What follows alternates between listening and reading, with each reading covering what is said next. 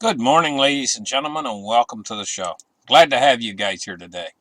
I hope you guys are having a great holiday weekend. I know the stock market's closed today. It was July 4th in the United States, day for sparklers and firecrackers and all kinds of different things like that. It's, and let's not forget the barbecues and stuff like that.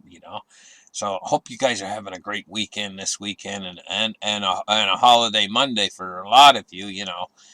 Depends, I guess, on what job you have.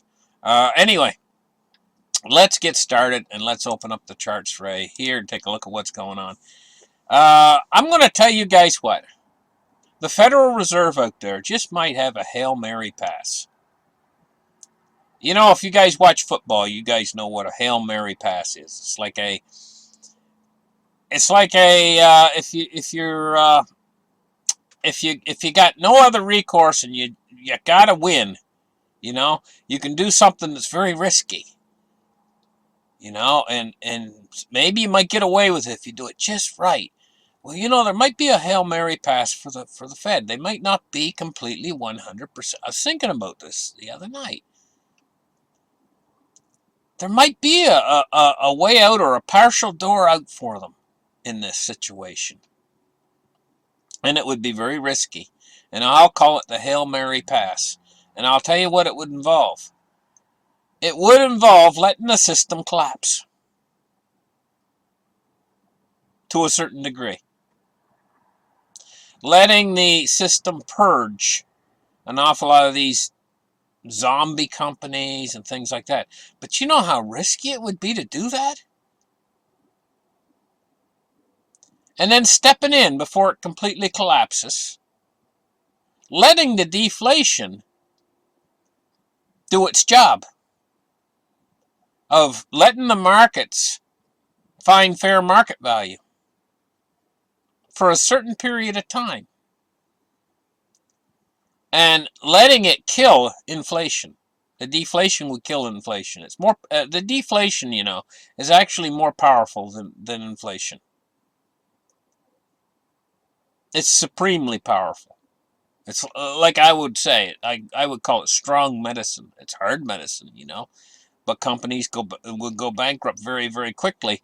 But why this would be so risky, even for the Fed, is the timing on it, how far they let it go, would require more money to bring it back up, to some sort of stability within the system. In other words, to get the system so that it doesn't jam completely. Be awful risky. I'll tell you what it would be like. It would be like a guy going into an elevator and the elevator's broken and saying, how do we get down to the ground floor? Because the elevator's broken. We can only go up. Well, let's cut the cables and let it fall, and we'll stop it on the floor we want to stop it on. And don't let it crash into the basement. That's about how risky this sort of a Hail Mary pass would be for the Fed to actually let the system collapse and let it expunge all these bad debts and over-leverage, let it deleverage, and then try to stop it. But see, it would gain momentum on its way down as everything started to purge. And would the Fed actually have the guts to actually try something like that? And think that they could actually stop it before it reaches its final conclusion, which is crashing into the basement?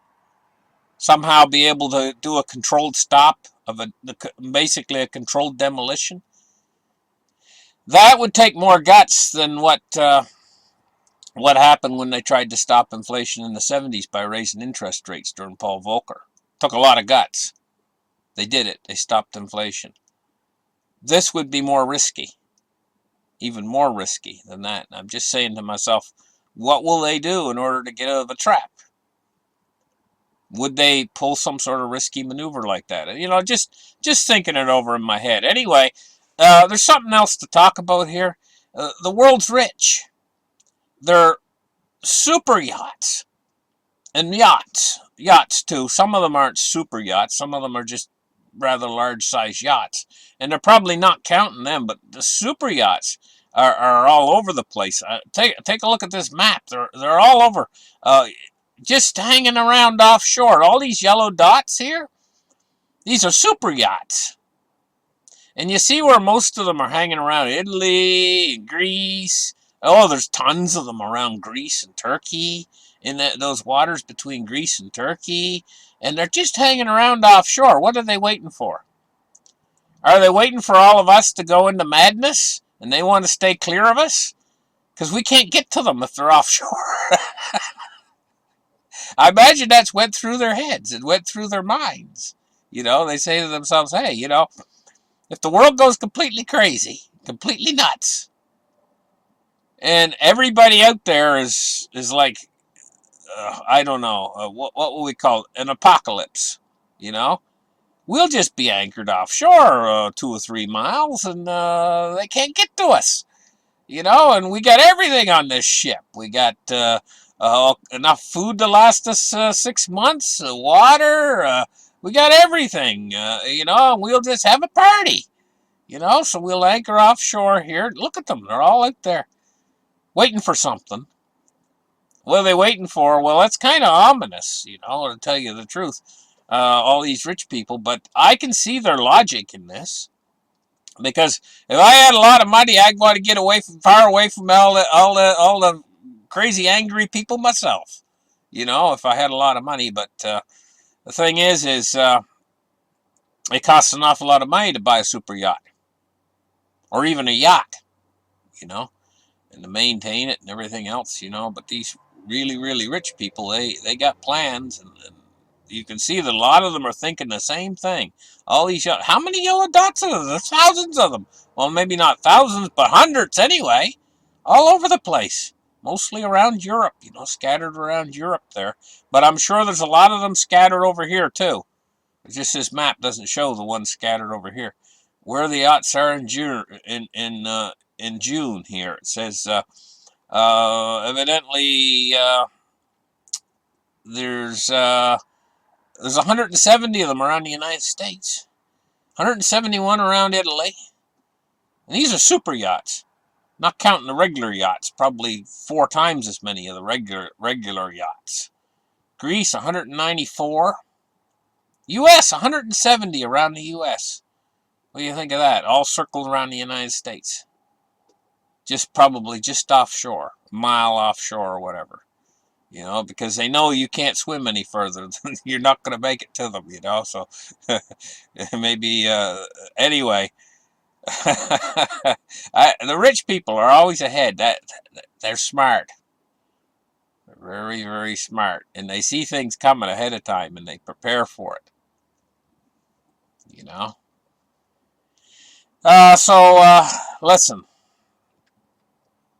Happy 4th of July, guys. And I don't know if the Fed will try something like a Hail Mary pass, but I do know, even if they don't try it, right now, they're doing some sort of reverse repo operations. And the price of these reverse repo operations now is getting up around $2 trillion, It's moving toward that mark anyway. And from the way I understand it is, what they do is they have too much liquidity in the banking system. And what they're doing is a reverse repo is they're transforming that liquidity into collateral. But this means the banks won't be as liquidity rich anymore. They'll be more collateral rich.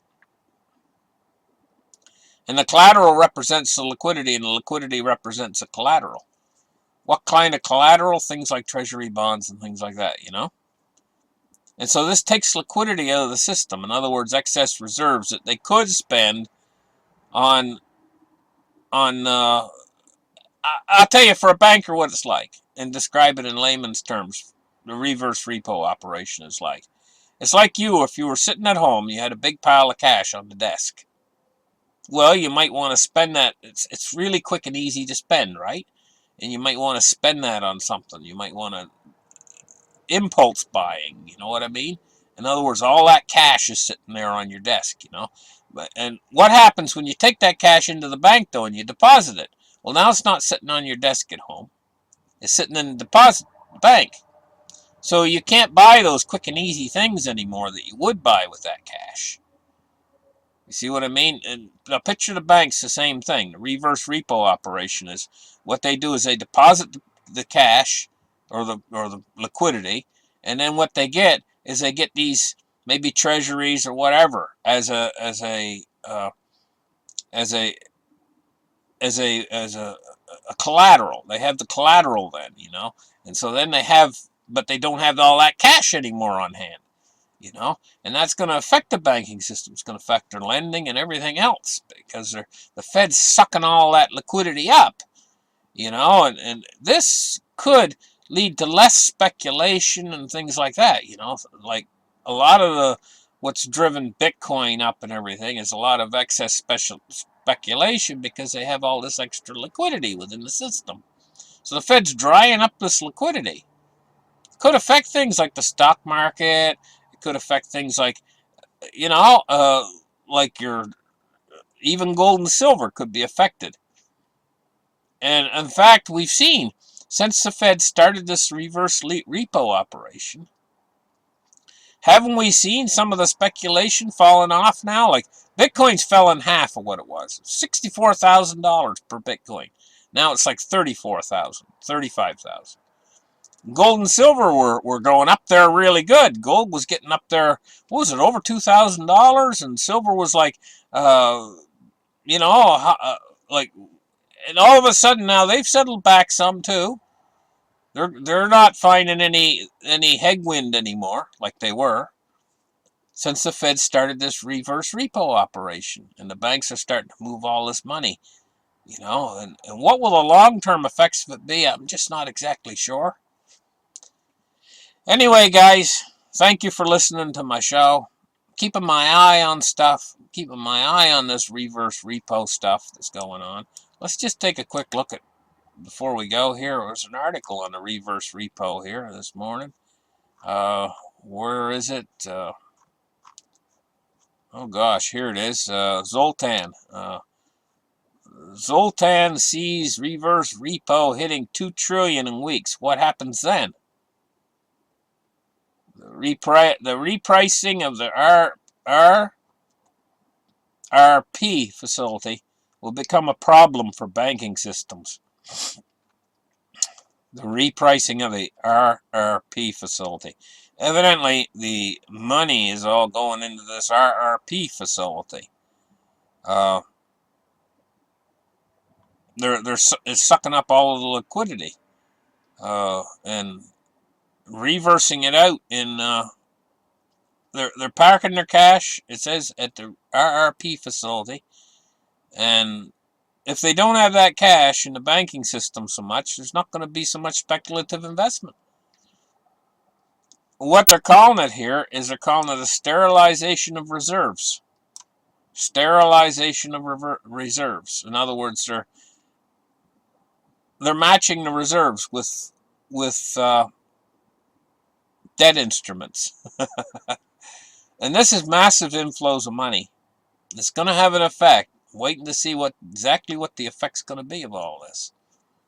Catch you guys in the next show Tuesday, and you guys get rested up and everything, and we'll see you tomorrow morning. Bye-bye.